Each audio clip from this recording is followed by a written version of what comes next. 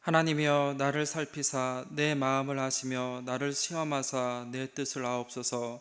내게 무슨 악한 행위가 있나 보시고 나를 영원한 길로 인도하소서. 아멘.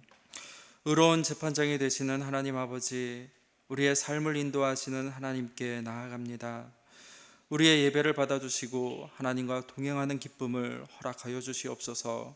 이 시간 예배를 통하여서 하나님의 마음을 깨달아 알게 하여 주시고 그리스도의 선하심을 본받아 살아가게 하여 주옵소서.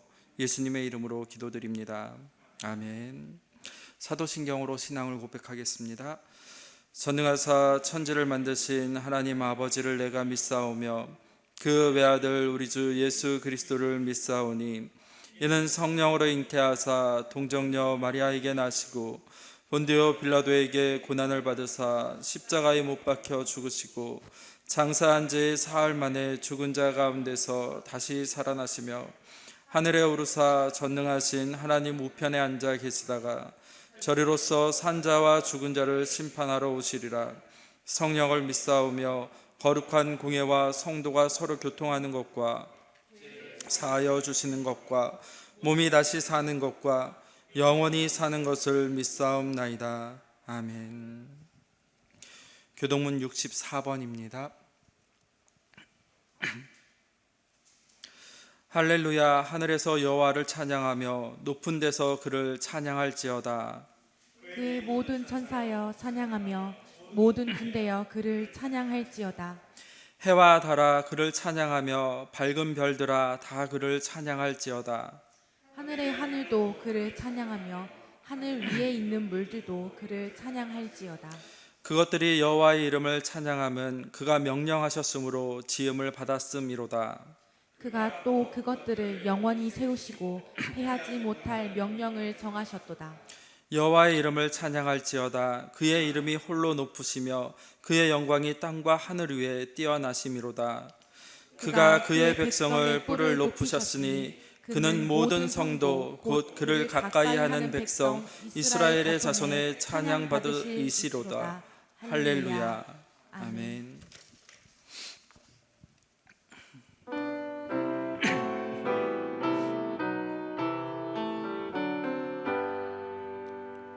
다 찬양하여라 전능왕 창조의 주께 내오나 주 찬양 평강과 구원의 주님 성도들아 주 앞에 이제 나와 즐겁게 찬양하여라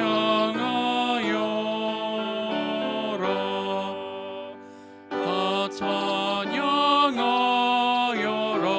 놀라운 만유의 주께 포근한 날개 밑을 품어주시는 주님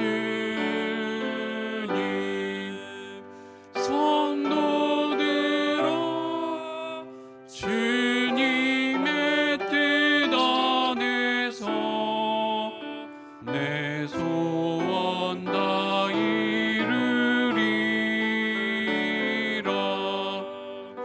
다 찬양하여라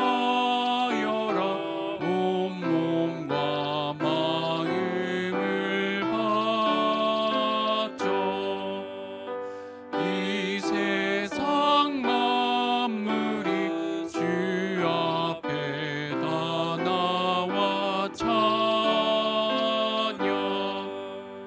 성도들아 기쁘게 소리 높여 영원히 찬양하여라.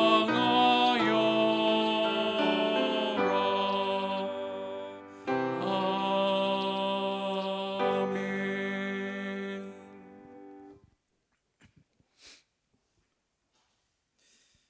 인생의 그늘 되어 주시고 주의 날개로 백성을 품어 주시는 하나님 아버지, 거룩하고 복된 주일 하나님의 긍휼과 인자하심을 찬양할 수 있는 은혜의 자리를 허락하시니 감사를 드립니다. 이 시간 드리는 예배를 기쁘게 흠양하여 주시기를 간절히 소망합니다. 우리의 죄를 용서하여 주시고 전심으로 하나님 앞에서 예배자로 바르게 서게 하여 주옵소서. 하나님의 응답이 있고 치유가 있는 교회, 또 죄의 용서받음과 문제를 해결받는 예배가 되게 인도하여 주옵소서. 예수 그리스도와 더욱 친밀하여지며 또 성도와 교제가 넘치는 축제의 예배, 또 말씀을 의지하여 성령의 감동 감화로 충만한 예배, 하나님께 영광 돌리는 기쁨의 예배가 되게 하여 주옵소서. 솔로몬이 성전을 짓고 봉헌 예배를 드림으로 하나님의 은혜를 입은 것 같이 오늘 우리들이 드리는 예배도 복되게 하여 주옵소서. 예배를 통하여 우리의 삶을 새롭게 변화시키기를 간절히 소망합니다. 하나님의 은혜를 풍성하게, 또 용서와 사랑, 화해가 넘치게 하여 주옵소서. 하나님의 나라와 하나님의 의를 위한 사역에 헌신하게 하여 주옵소서.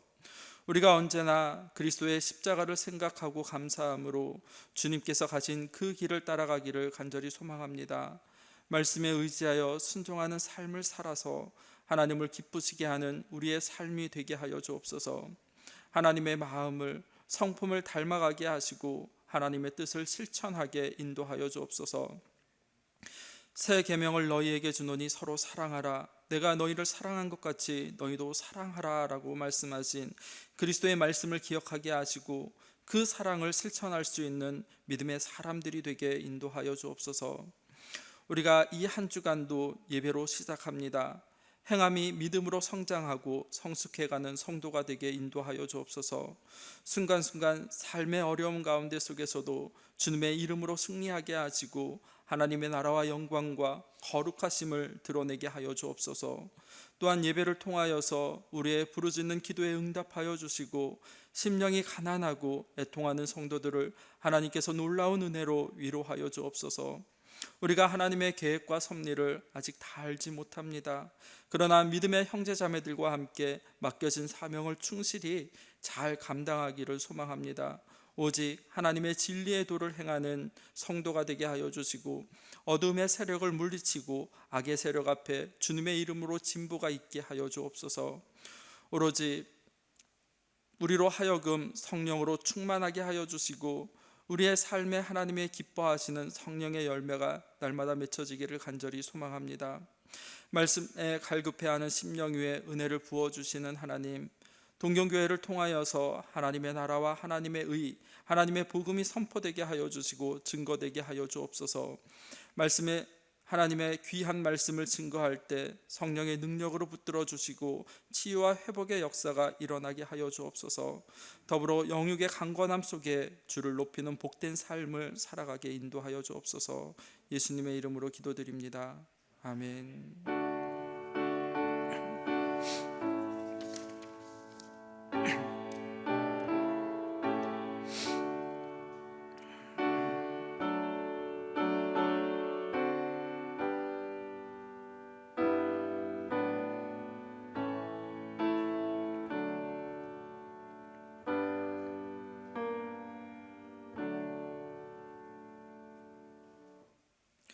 말씀 보겠습니다. 말씀은 창세기 25장 19절에서 28절까지의 말씀입니다.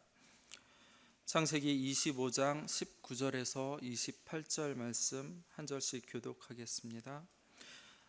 아브라함의 아들 이삭의 족보는 이러하니라. 아브라함이 이삭을 낳았고 이삭은 40세에 리브가를 맞이하여 아내를 삼았으니 리브가는 밧단 아람의 아람 족속 중 부두엘의 딸이요 아람 족속 중 라반의 누이였더라. 이삭이 그의 아내가 임신하지 못하므로 그를 위하여 여호와께 간구하매 여호와께서 그의 간구를 들으셨으므로 그의 아내 리브가가 임신하였더니 그 아들들이 그의 태 속에서 서로 싸우는지라. 그가 이르되 이럴 경우에는 내가 어찌할꼬 하여 가서 여호와께 묻자온대. 여호와께서 그에게 이르시되 두 국민이 내 태중에 있구나. 두 국민이 내 복중에서부터 나누이리라. 이 족속이 저 족속보다 강하겠고 큰 자가 어린 자를 섬기리라 하셨더라.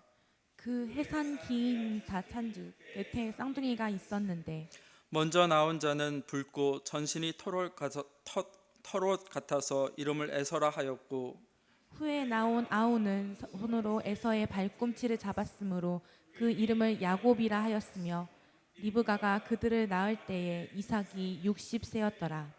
그 아이들이 장성함에 에서는 익숙한 사냥꾼이었으므로 들 사람이 되고 야곱은 조용한 사람이었으므로 장막에 거주하니 이삭은 에서가 사냥한 고기를 좋아하므로 그를 사랑하고 리브가는 야곱을 사랑하였더라. 아멘. 이 시간 말씀을 통해서 하나님의 은혜를 간구하는 성도 여러분의 가정이 되셨으면 좋겠습니다. 오늘은 야곱의 삶을 통하여서 하나님께서 우리에게 어떻게 인도해 가시는지에 대해 오늘 본문 말씀을 통해서 함께 살펴보려고 합니다. 성경에 등장하는 수많은 인물들 중에 야곱이라는 인물은 우리가 본받고 싶은 아름다운 모델이 결코 아니라는 사실입니다. 성경의 요셉처럼 하나님 중심의 삶을 살았다든지 아니면 다윗처럼 하나님의 마음에 합한 삶을 살았다든지 또는 다니엘처럼 하나님을 날마다 신뢰하는 그러한 삶, 즉 아름다운 성공의 이야기를 주는 인물들이 아니었기 때문입니다. 그러나 성경 안에서 야곱은 우리에게 매우 중요한 메시지를 전해주는 인물입니다.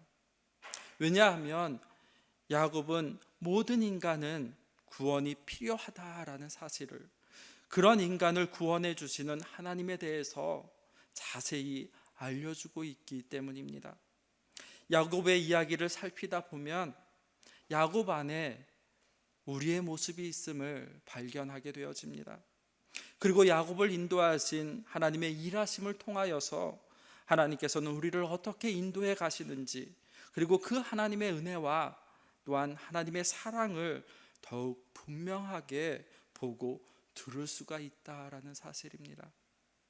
우리는 야곱의 이야기를 통하여서 죄악 중에서 태어나 오로지 자기밖에 모르고 또 살아갔던 그 한 사람이 어떻게 하나님을 만나서 하나님의 사람으로 서게 되어지는지를, 그리고 일생의 거친 연단의 속에서 믿음이 성숙해 가는지를 확인하게 될 것입니다. 신명기에는 모세는 이스라엘 백성들에게 이렇게 말하였습니다. 함께 말씀을 한번 찾아보겠습니다. 신명기 6장 4절에서 7절의 말씀입니다. 신명기 6장 4절에서 7절 말씀 같이 한번 읽어보겠습니다. 이스라엘아 들으라. 우리의 하나님 여호와는 오직 유일한 여호와시니 너는 마음을 다하고 뜻을 다하고 힘을 다하여 내 하나님 여호와를 사랑하라.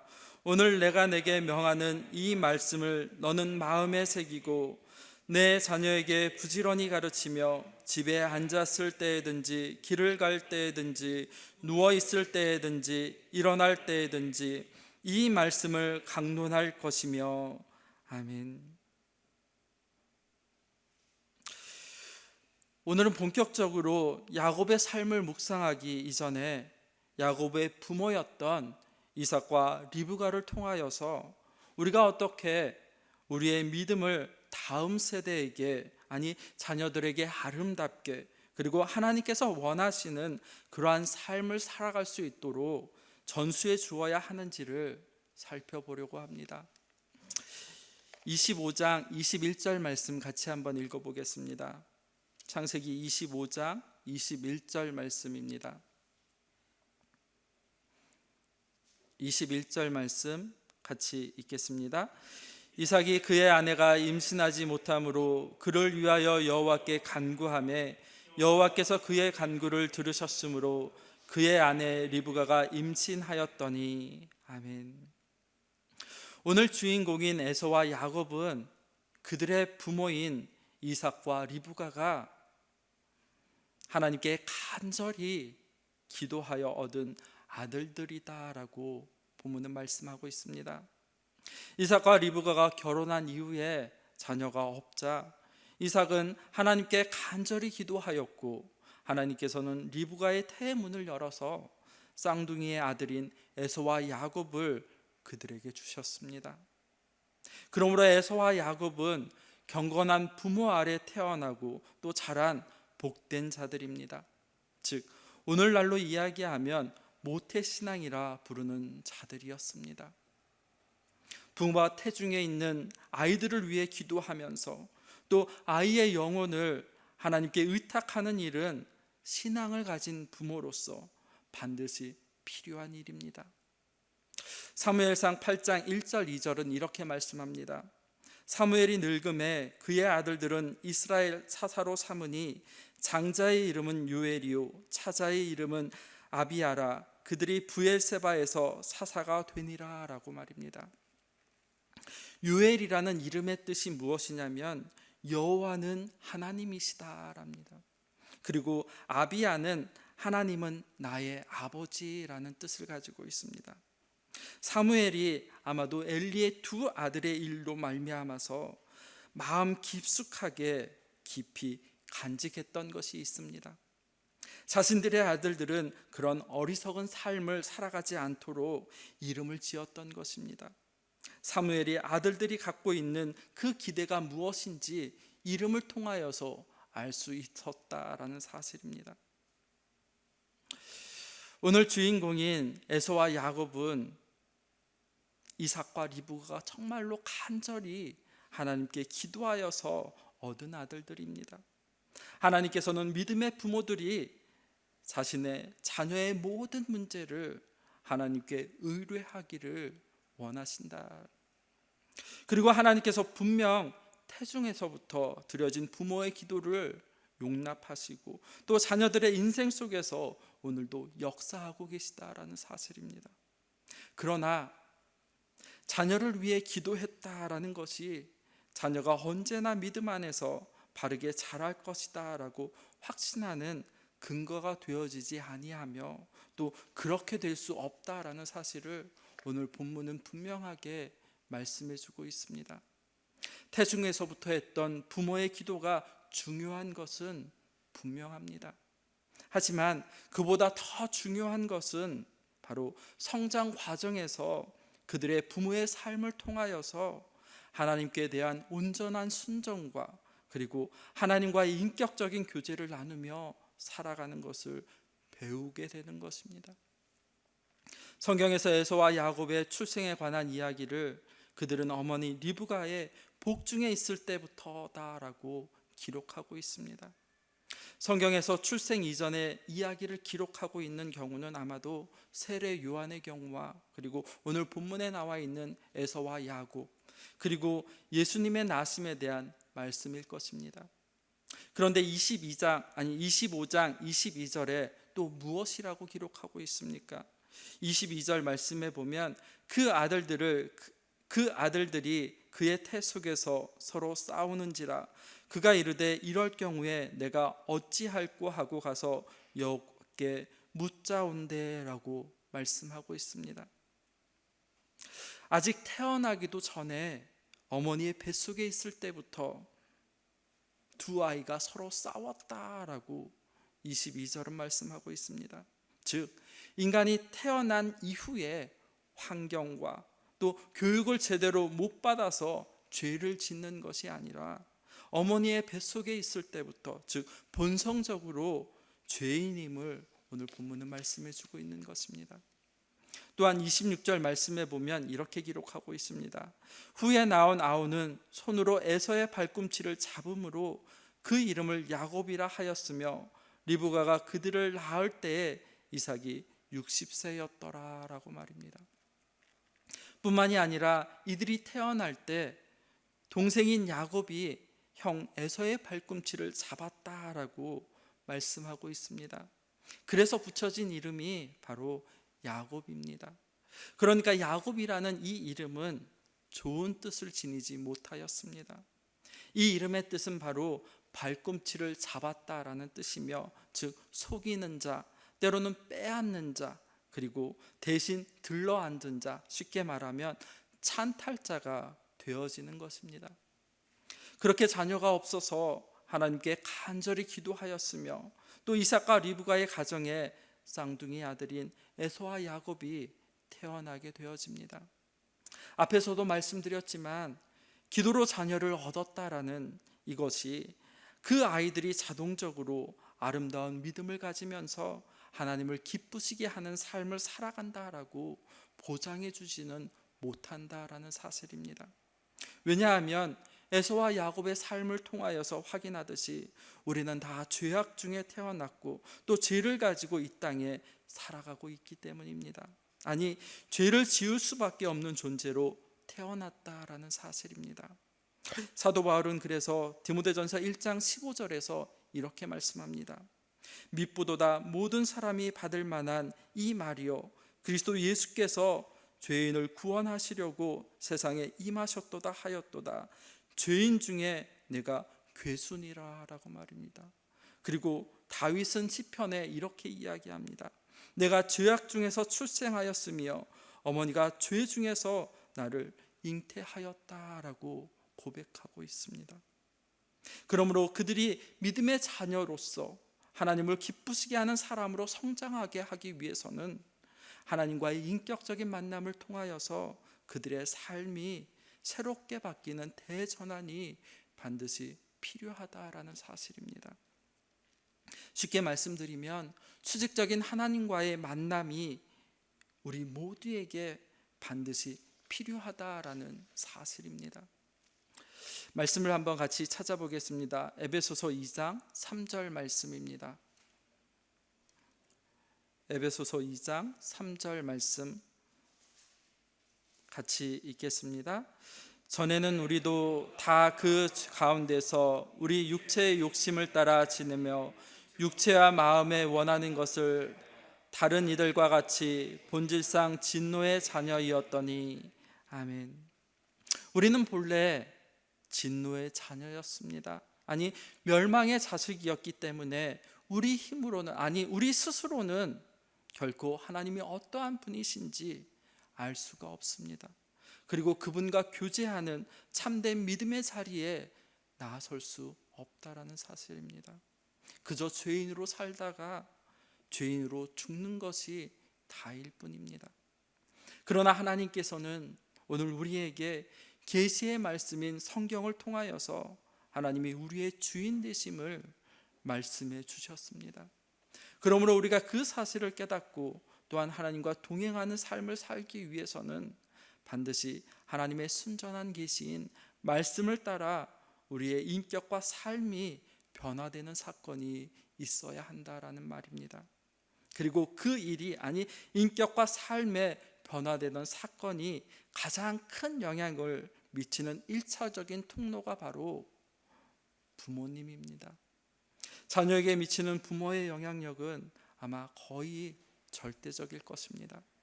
그러므로 부모는 자녀가 자기가 자기 인생의 주인인 것처럼 착각하지 아니하고 자기 인생의 주인은 하나님이심을 바로 깨달아 알고 또 하나님을 따라 살도록 가르쳐야 한다라는 사실입니다.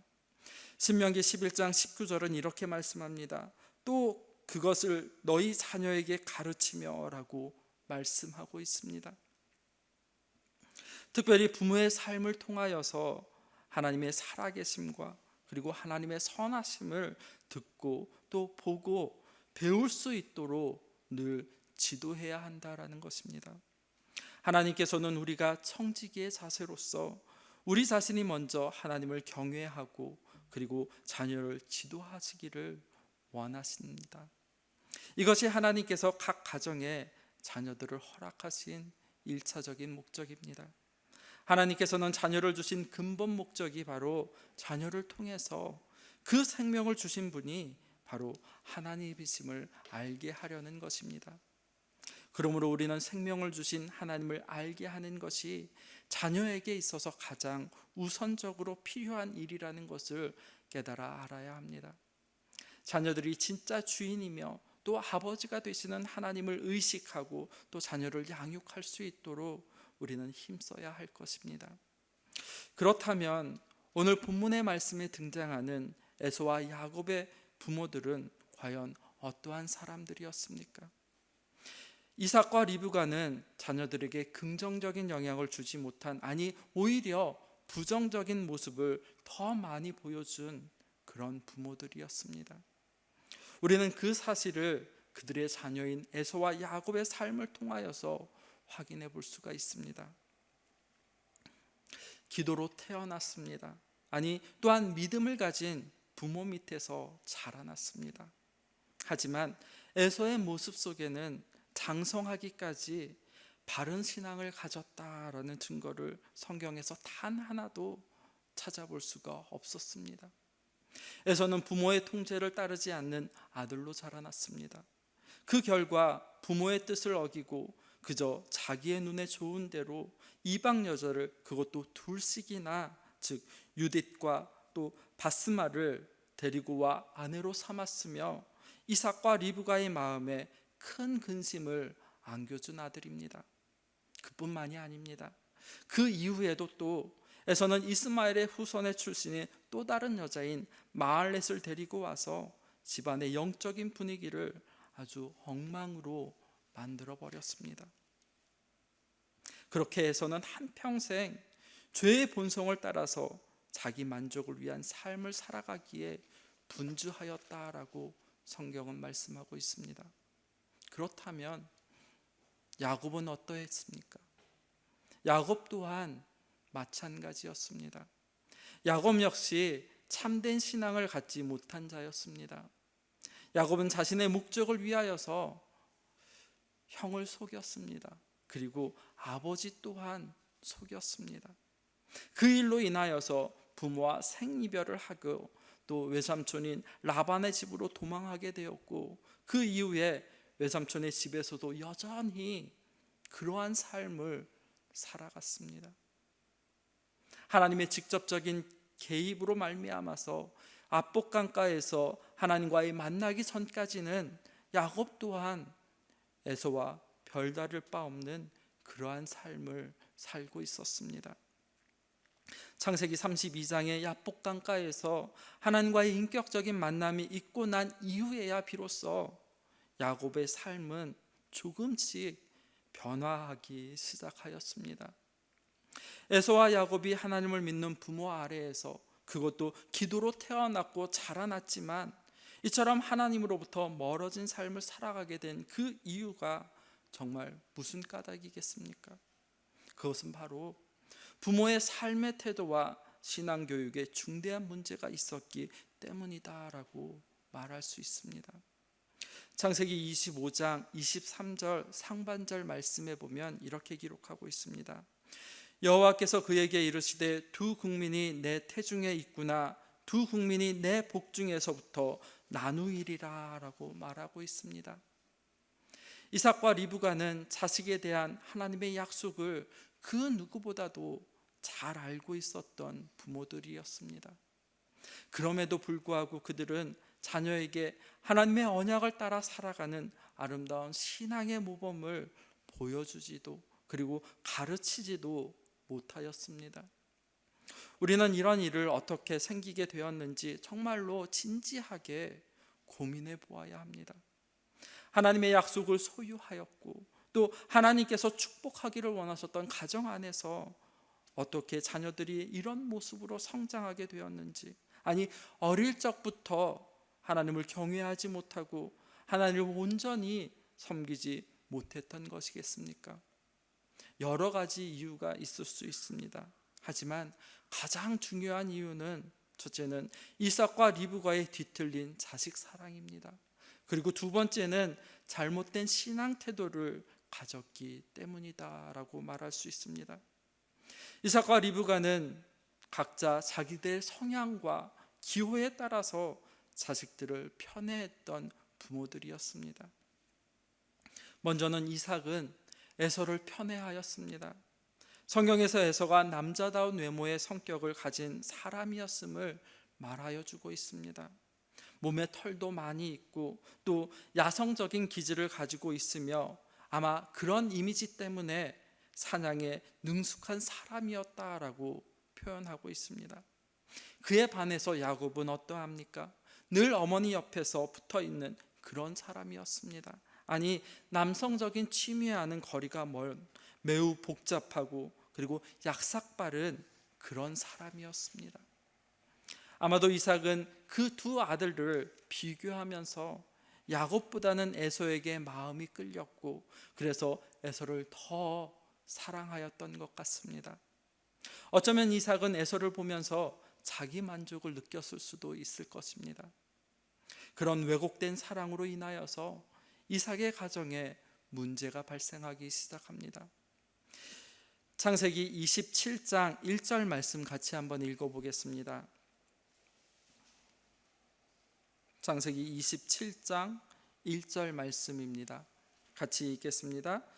이삭이 나이가 많아 눈이 어두워 잘 보이지 못하더니 맏아들 에서를 불러 이르되 내 아들아 하매 그가 이르되 내가 여기 있나이다 하니. 아멘. 어느 날 이삭은 에서를 조용히 불러서 말하였습니다. 4절 말씀에 보면 내가 즐기는 별미를 만들어 내게로 가져와서 먹게 하여 내가 죽기 전에 내 마음껏 내게 축복하게 하라라고 말하고 있는 것입니다. 하나님께서는 일찍이 아브라함을 통하여서 아브라함의 씨 그리고 이삭의 씨로 말미암아 큰 민족을 이루겠다라고 약속하여 주셨습니다. 창세기 22장 17절 말씀에 보면 내가 내게 큰 복을 주고 내 씨가 크게 번성하여 하늘의 별과 같이 바닷가의 모래와 같이 하리니 내 씨가 대적의 성문을 차지하리라 라고 이렇게 말씀하여 주셨습니다. 창세기 25장 23절 하반절 말씀에 보면 또 이 족속이 저 족속보다 강하겠고 큰 자가 어린 자를 섬기리라 하셨더라 라고 말하고 있습니다.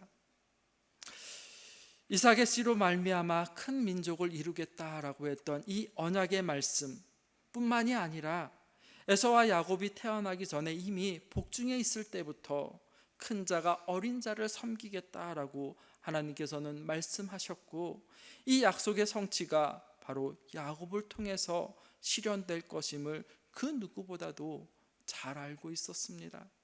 그리고 이 언약은 하나님께서 일방적으로 하신 약속이기 때문에 이삭의 자기 마음대로 바꿀 수 있는 것이 결코 아니었습니다. 이삭은 이 사실을 모를 리 없었습니다. 그런데 이삭은 하나님의 약속하신 축복을 자신의 후손에게 넘겨주는 이 중대한 일을 하나님의 뜻과는 상관없이 오직 자신의 뜻대로 자신의 편애하는 아들인 에서만을 불러서 자기의 소견에 옳은 대로 은밀하게 진행하려 하였다라는 사실입니다.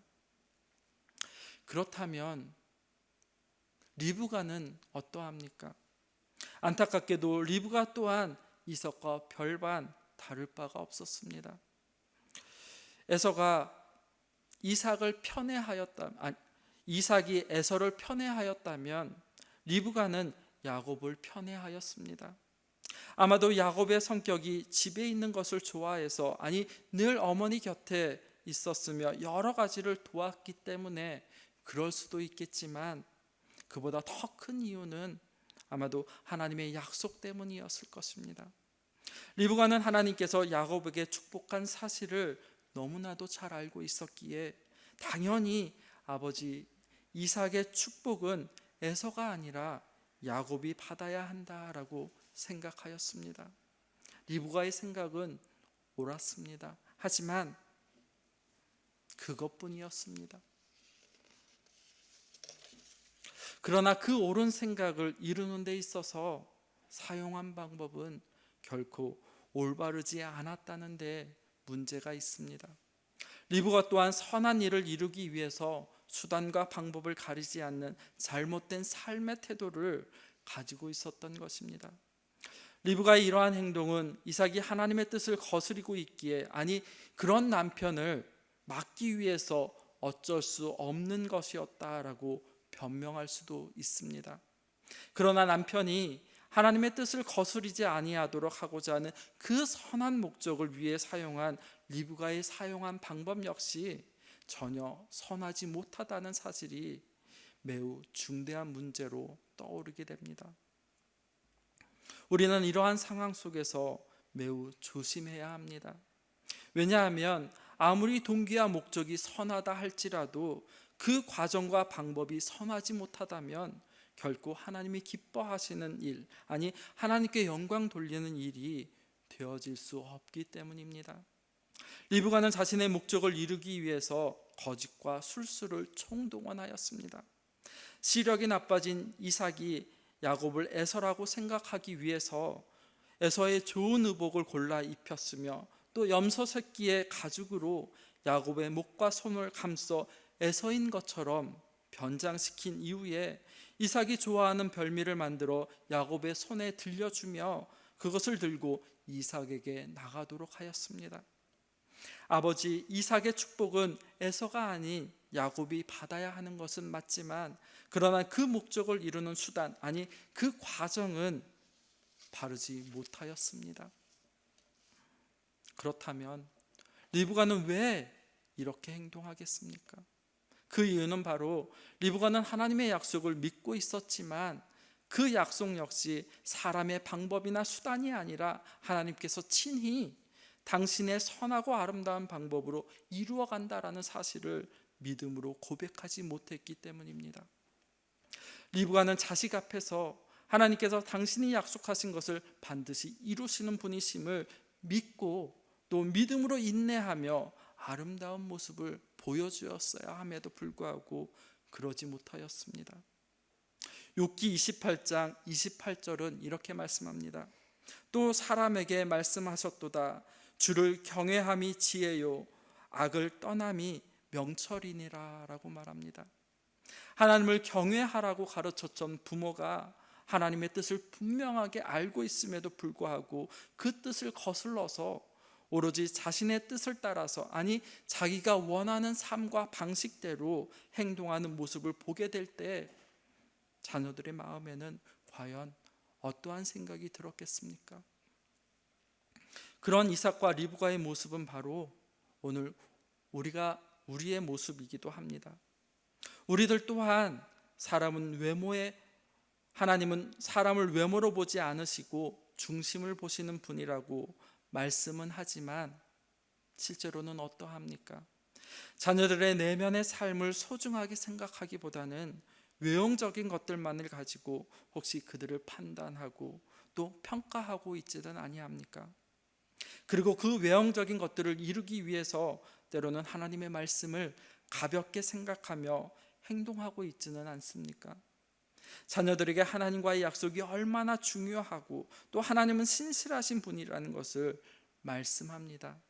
하지만 정작 자신은 하나님의 약속을 가볍게 여길 뿐만이 아니라 하나님의 약속과 명령을 자신의 마음대로 바꾸고 또 자기의 마음에 맞는 것만을 취사 선택하고 있다라는 사실입니다. 그런데 그런 우리들의 모습을 우리 자녀들이 오늘 다 듣고 또 다 보고 자란다라는 사실입니다. 그러므로 그런 부모의 태도 속에서 우리의 자녀들은 하나님에 대한 잘못된 태도와 또 잘못된 생각을 키워가고 있다라는 사실입니다. 자녀들이 가장 먼저 부모들을 통해서 하나님의 존재를 알고 인정해야 합니다. 그런데 부모의 신앙에 일관성이 없다라고 생각하면 자녀들 또한 하나님을 온전히 경외하고 또 의지하는 바람직한 신앙을 갖기 힘들게 되어집니다. 부모를 통해서, 아니 하나님의 살아계심을 확인하지 못하는데 어떻게 부모들을 통해서 자녀들은 하나님에 대한 많은 것들이 사실이라고 마음에 받아들일 수가 있겠습니까? 그리고 그 결과 그들의 삶은, 신앙은 우선순위가 아니라 바로 2차적인 것, 아니 부수적인 것으로 여기고 결국에는 뒤로 밀려나게 되어질 것입니다. 이러한 부모의 태도는 결국 그들의 자녀들로 하여금 죄의 본성이 이끄는 대로 살아가도록 부추기는 결과만을 드러낼 뿐입니다. 우리 자녀가 아무리 사회적으로 인정을 받고 또 뛰어나다 해도, 아니 공부를 잘하고 또 좋은 직장을 다니고 물질적으로 부유하다 하더라도 하나님에 대한 믿음이 없고 그리고 하나님에 대한 순전적인 태도가 없다면 그 삶은 결국에 황폐한 것이요 그리고 실패한 것일 수밖에 없습니다. 그러기에 우리는 이 문제에 대해 매우 심각하고 또 중요하게 생각해야 한다라는 사실입니다. 아버지 이삭도, 아니 어머니 리브가도 입술로는 하나님을 믿는다고 고백하고 또 자녀들에게도 그렇게 가르쳤을 것입니다. 하지만 실제로 하나님을 믿는 것이 어떤 것인지 모범을 보여주지 못하였습니다. 그들은 자녀들에게 가르친 대로 살지 아니하고 오로지 자신들의 의도하는 것을 이루기 위해서 하나님 앞에서 바르지 못한 방법을 동원하였던 것입니다. 자녀들이 이러한 부모를 보게 된다면 과연 그 부모 밑에서 가르치고 또 하나님에 대해 바른 신앙이 그들 가운데서 올바르게 자라날 수 있겠습니까? 하나님은 죄와 또 속이는 것을 싫어한다고 가르쳐 놓고선 자신들은 자신들의 목적대로 수단과 방법을 가리지 않는다고 한번 생각해 보십시오. 그런 부모가 보여준 신앙을 자녀들이 과연 얼마나 신뢰할 수가 있겠습니까? 하나님은 어떤 분으로 알며 하나님께 어떤 태도를 취하겠습니까? 믿음의 가정에서 자란 자녀들이 방황하는 것에 대한 책임은 1차적으로 바로 부모에게 있습니다. 그런 현상들은 부모가 자녀 앞에서 신앙의 모범을 보여주지 않았기 때문에 생겨나는 것들입니다. 부모는 자신들의 신앙 고백과 일치되는 삶을 살아가야 합니다. 아니, 믿음과 일치되는 삶을 살아가야 자녀들 앞에서 믿음의 본을 보여주어야 한다라는 사실입니다. 물론 때로 부모들도 실수하고 또 잘못을 저지를 때도 있습니다. 그것은 우리 모두가 죄의 영향력 아래에 살아가고 있기 때문에 어쩔 수 없이 생겨나는 일들입니다. 그러나 그럴 때, 잘못하고 실수했을 때 부모가 하나님 앞에서 어떠한 태도를 보여주느냐는 매우 중요합니다. 왜냐하면 자녀들은 부모의 이러한 모습을 통하여서 더 큰 교훈을 얻을 수 있기 때문입니다. 만약 부모가 실수했을 때 자신의 부족과 연약함을 고백하고 또 모든 허물을 하나님 앞에서 회개하고 하나님의 은혜를 구하는 모습을 보여준다면 부모의 실수는 오히려 자녀의 신앙 성장에 긍정적인 영향을 미칠 것입니다. 반면에 부모가 자신의 실수와 잘못을 가볍게 생각하며 살아간다면 자녀들 또한 죄 가운데 그렇게 살아가게 되어질 것입니다. 말씀을 마치겠습니다. 부모의 태도는 결국 자녀의 신앙을 결정하는 중요한 열쇠가 되어집니다. 아니, 가정의 기준이 무엇이 되어야 하겠습니까? 가정의 기준은 언제나 하나님의 말씀이어야 합니다. 하나님의 말씀이 가정의 중심에 서지 않으면 결과적으로 그 가정은 하나님이 원하시는 방향으로 이끌고 가지 못한다라는 사실입니다.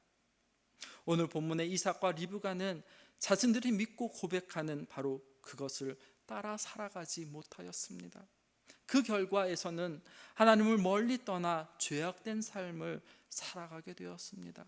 그리고 야곱 또한 오랜 시간을 거쳐서 아주 먼 길을 돌아서서 하나님 앞에 설 수 있게 되어졌습니다.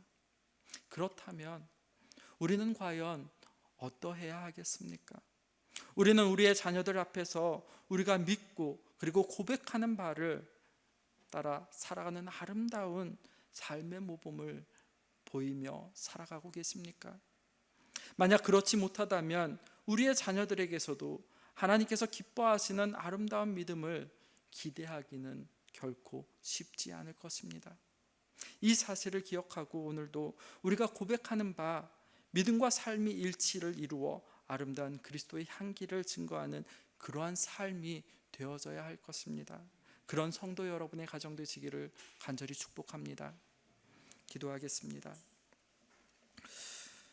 우리를 새롭게 하시는 하나님, 말씀을 기억하면서 주님을 통하여 하나님의 은혜로 살게 하여 주심 하나님 감사드립니다.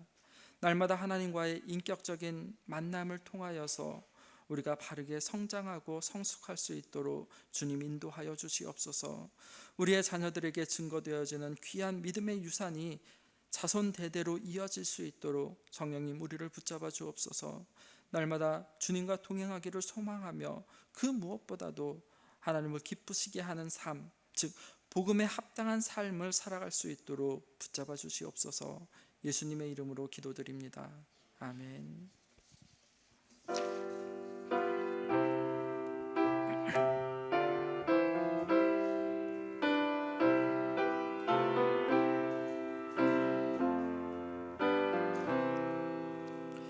내가 깊은 곳에서 주를 불러아뢰니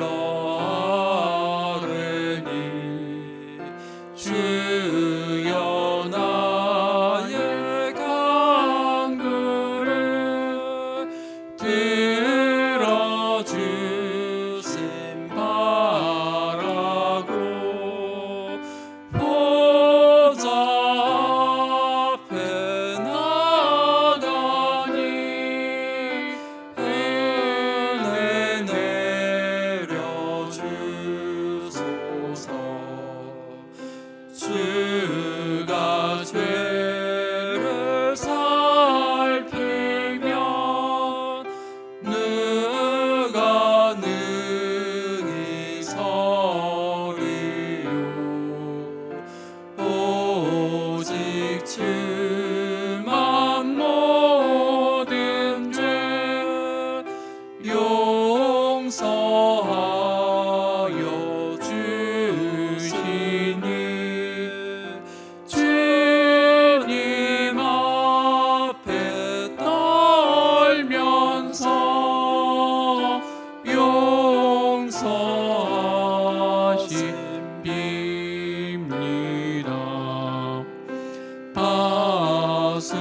파수꾼이 새벽을 기다리고 바라듯 나의 영혼 주님만 간절하게 바라네. 이스라엘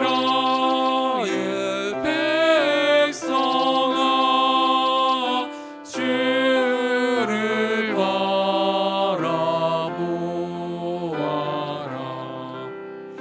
주의 크신 은혜와 그의 능력 바라라. 주의 깊은 은총에 우리 구원이 있으니 변함없는 주님만 믿고 기다릴지라. 아멘. 준비하신 예물을 하나님께 드리겠습니다.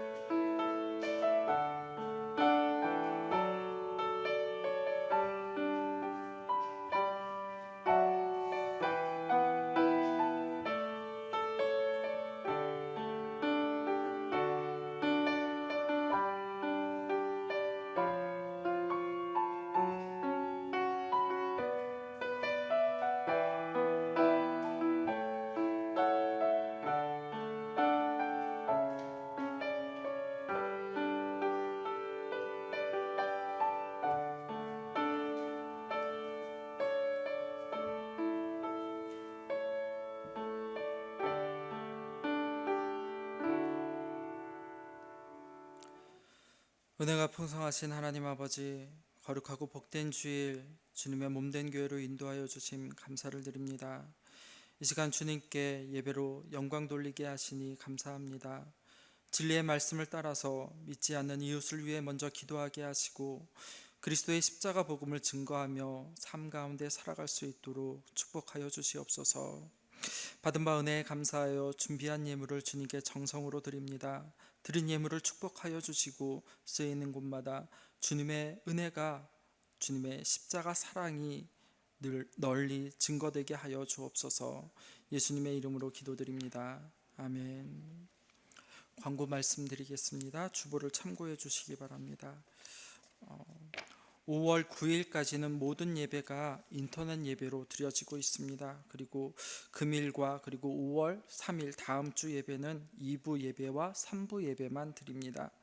그리고 인터넷으로 들으시는 경우에는 온라인 헌금이 있습니다. 교회 홈페이지를 참고해 주시기 바랍니다. 그리고 주일학교는 5월 9일까지 모든 예배를 쉽니다. 그리고 5월 10일 이후에 예배 회복은 다시 말씀드리겠습니다. 홈페이지를 참고해 주시기 바랍니다. 다 같이 일어나셔서 앞뒤 좌우 반갑게 인사 나누시겠습니다.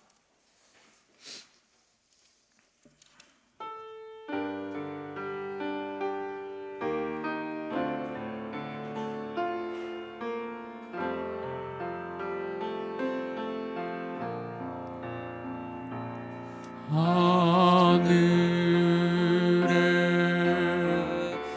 계신 아버지 이름 거룩하사 주님 나라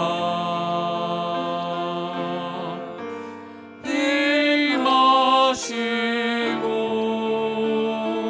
뜻이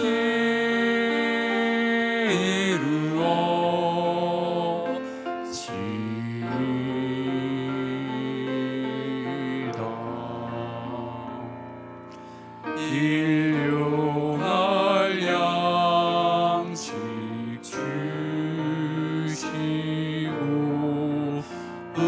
우리들의 큰 죄 다 용서하옵시고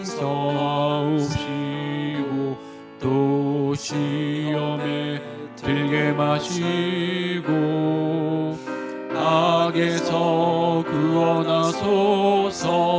대개 주의 나라 주의 권세 주의 영광 영원히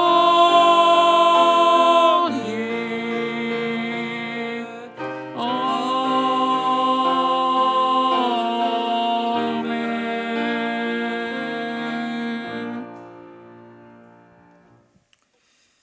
지금은 우리를 위해 이 땅에 오신 예수 그리스도의 은혜와 독생자를 보내주신 하나님 아버지의 그 크신 사랑하심과 날마다 우리를 인도하시는 성령의 교통하심이 믿음과 삶이 아름다운 일치를 이루는 그리스도의 향기를 증거하며 살아가기를 원하는 사랑하는 성도들 머리 위에 교회 위에 이제로부터 영원토록 함께 있을지어다. 아멘.